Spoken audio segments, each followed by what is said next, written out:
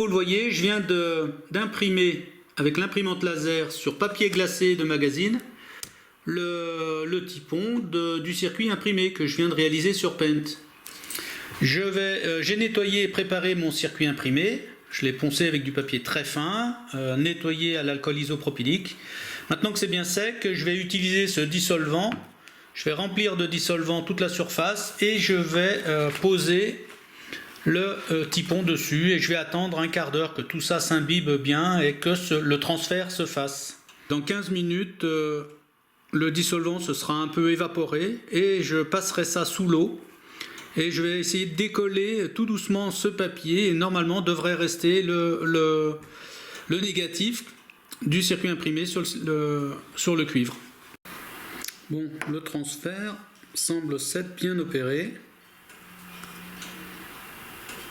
Ça a l'air pas mal.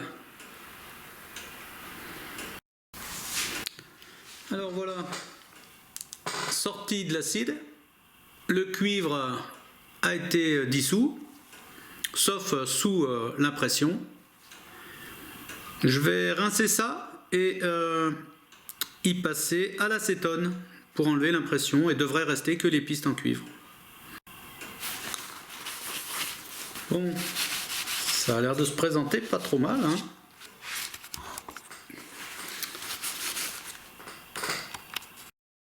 Un transformateur que j'avais récupéré sur un téléviseur, si je me souviens bien. Moi, ce qui m'intéresse là-dedans, parce qu'il a l'air pas mal ce transfo, mais franchement, je ne sais pas ce que je pourrais en faire. C'est certainement une belle pièce, hein, mais moi, ce qui m'intéresse, c'est son cuivre émaillé. Son fil de cuivre émaillé qui correspond parfaitement au diamètre dont j'ai besoin pour me fabriquer une inductance, une bobine, pour mon désulfateur. Alors voilà, je vais me mettre à démonter ça et récupérer ce fil de cuivre émaillé.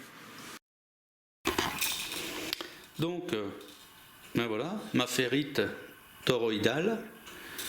Je vais faire 61 tours avec ce fil que j'ai récupéré sur un transfo, comme je vous l'ai expliqué.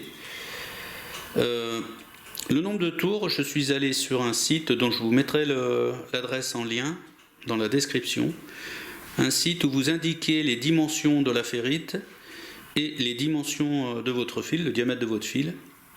Et vous indiquez combien de millihenry ou de microhenry vous voulez obtenir. Et le site vous calcule le nombre de tours qu'il faut faire. Alors ça, c'est l'aspect très pratique. L'aspect moins pratique, c'est voilà, vous voyez, il vous indique aussi la longueur de fil qu'il vous faut. Ça, c'est pas mal.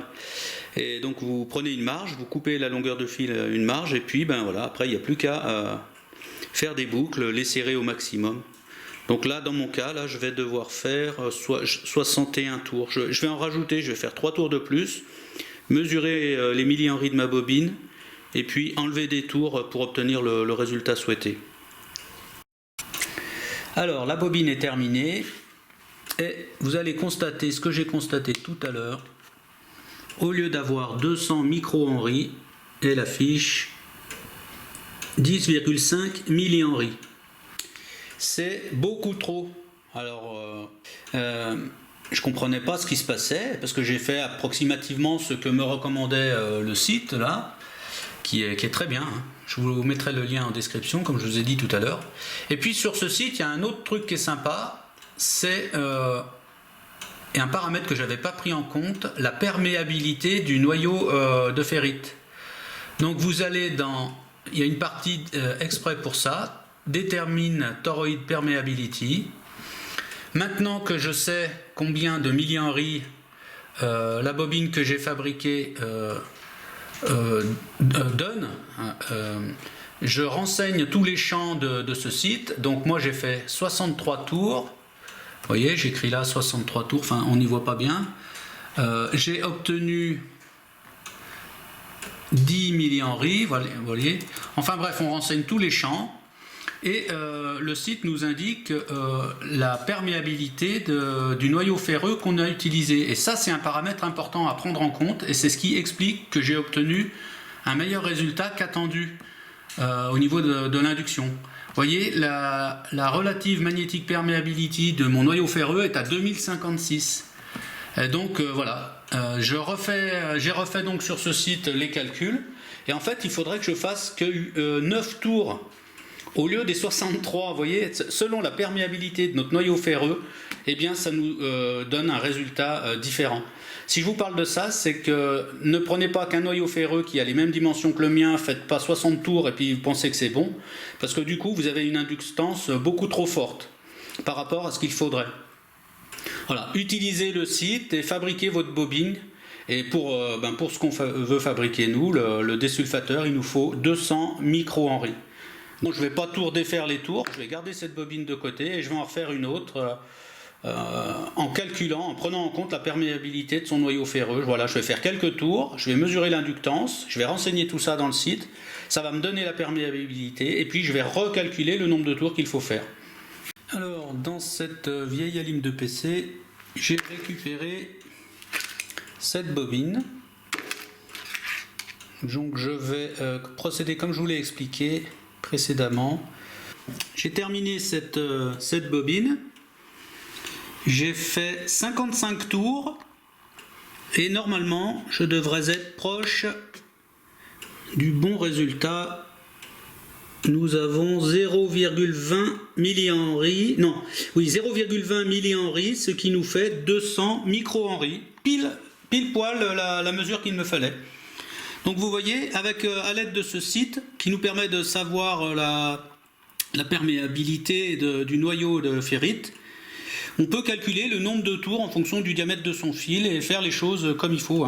Les résultats peuvent être complètement à côté de la plaque si on ne fait pas attention à ce détail de perméabilité du noyau de la ferrite.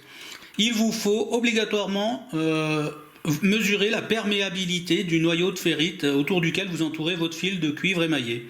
C'est essentiel. Ensuite, avec toutes les informations de diamètre, de mesure des cotes, vous allez sur le site que je vous mets en lien et vous savez quel nombre de tours il faut faire.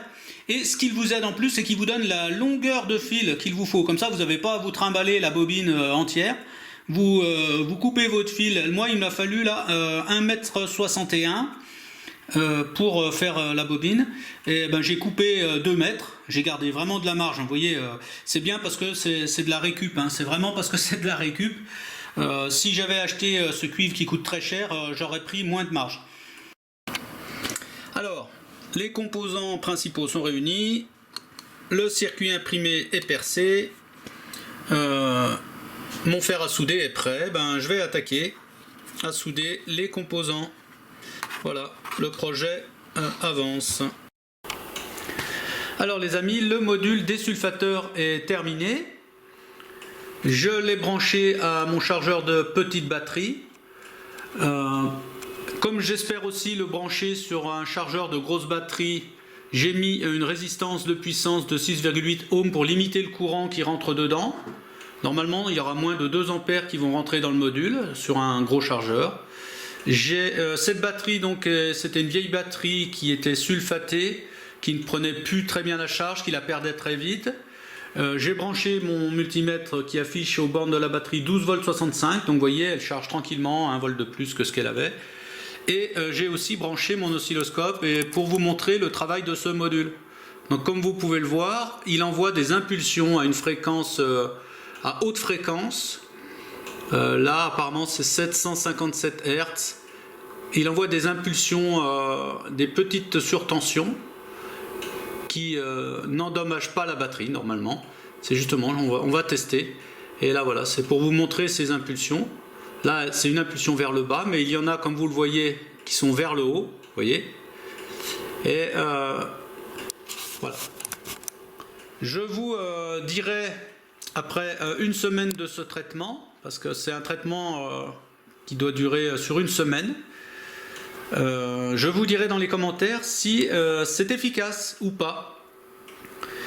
Je déchargerai cette batterie en y branchant une ampoule de voiture dessus, simplement, et je la remettrai à charger et je regarderai comment elle tient sa charge ou pas. Donc bien sûr ce module, comme je le dis toujours, si je peux le faire, vous pouvez le faire. Cette vidéo s'adresse à des gens comme moi, des bricoleurs, Je ne suis pas électronicien. Le but aussi de cette vidéo, c'était de vous montrer comment faire un bobinage. Vous voyez, on devait faire une inductance là de 200 micro-henry. Et je mettrai dans la description, comme je vous l'ai déjà dit, le lien pour le site qui permet de réaliser ça correctement. Bien sûr, si des électroniciens ont perdu du temps à regarder ma vidéo, parce que je pense pas que ça va leur apprendre grand chose, qu'ils me laissent des commentaires, que ce soit sur les erreurs que j'ai faites, comment progresser, quoi ne pas faire éventuellement, ou me dire ce qu'ils en pensent. Leurs commentaires seront les bienvenus. Voilà les amis, si cette vidéo vous a plu, eh bien laissez-moi un pouce. Si elle vous a pas plu, un pouce aussi, je m'offusquerai pas de ça. Je vous souhaite une bonne continuation et une bonne bidouille.